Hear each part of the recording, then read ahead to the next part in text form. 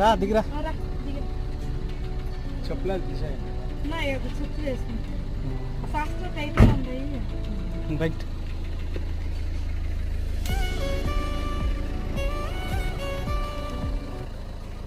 చెయ్యా చెయ్యి ఇట్లనా ఇది ఎత్తుగా ఎత్తలా షేక్ అవుతుందా?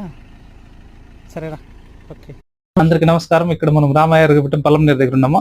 ఈయన రమేష్ అన్న అనేసి ఇప్పుడు 40 రోజుల తర్వాత మళ్ళీ వచ్చినారు.